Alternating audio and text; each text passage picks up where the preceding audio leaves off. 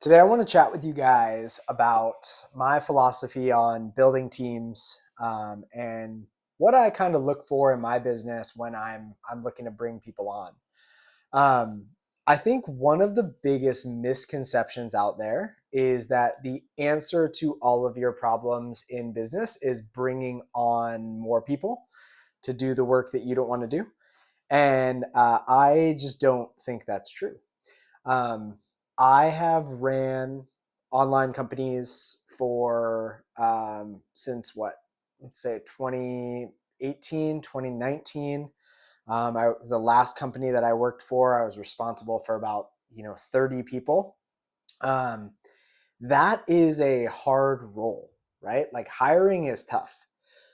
So when I think about bringing people on a business, one of the main things for me that I'm looking for is like, what does this do to my stress level?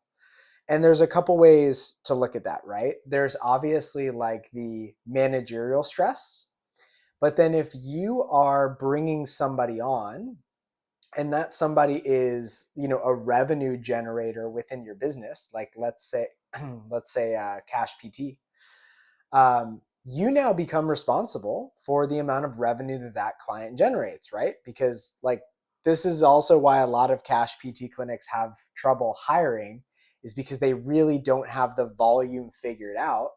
And so they bring these cash PTs on in revenue protected ways, which is smart, but like it doesn't really work out for the person being hired because there's such a long lag to a full schedule. Whereas like in an insurance based clinic, you come on, like I didn't have to ramp up. They were like, hey, we're going to give you, you're going to shadow this week, and within 2-3 weeks you're going to have a full caseload because there's volume in there, right?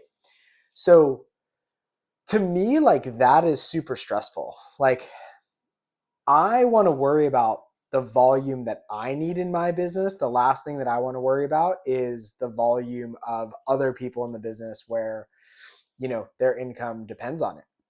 It's just not a level of stress that I'm looking to take on in my business. That does not mean it's wrong.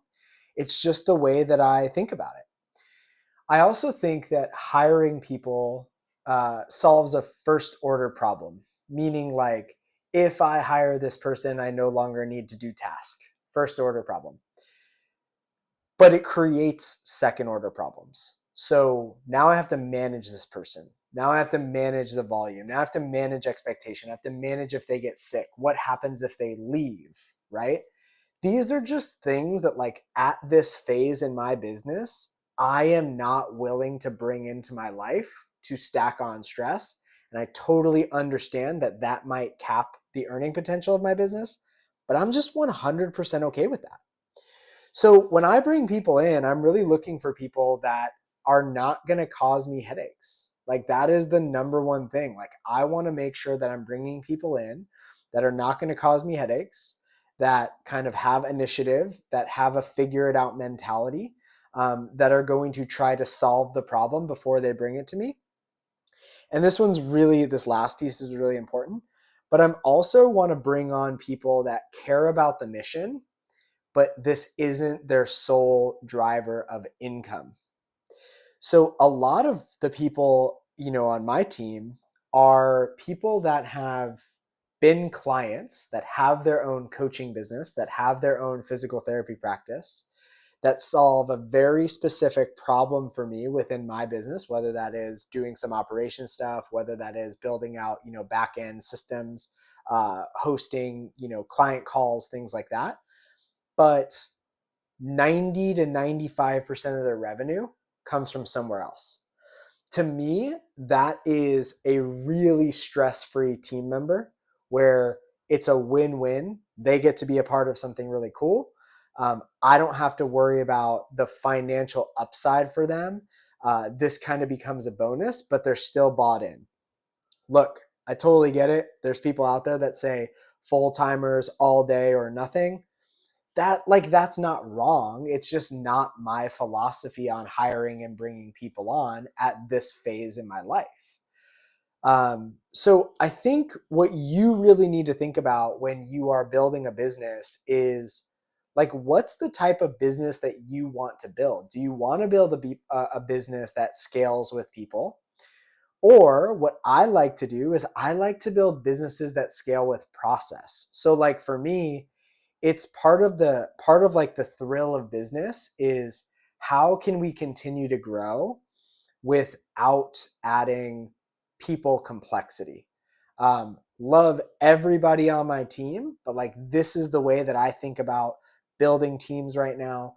This is one of, I think, the biggest problems that people have in their business when they're looking to hire is that they are only hiring because they think that's the only way to scale the business. And so, it's maybe an atypical philosophy, but again, it's kind of what we teach in the blended practice model. You don't need to bring other people on to scale your business. Maybe you bring on a VA, maybe you bring on a virtual front desk.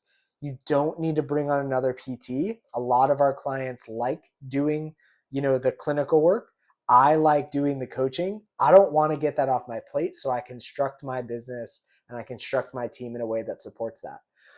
All this to say, y'all, you need to build the business that you want to build. You need to figure out your philosophy within your business, and you need to figure out how to make that work because anything works.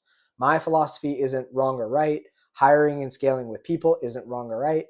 Cash-based versus insurance isn't wrong or right. They all work. You just need to figure out what you want to do, and that's the thing that you should build, not just somebody else saying, this is how you scale the business, and if you care about money, this is what you'll do. Like that's a really quick way to hate your business. So hopefully that helps y'all. If you have any questions, comments, concerns, ping me on Instagram at Ray Gorman DPT. Catch y'all later.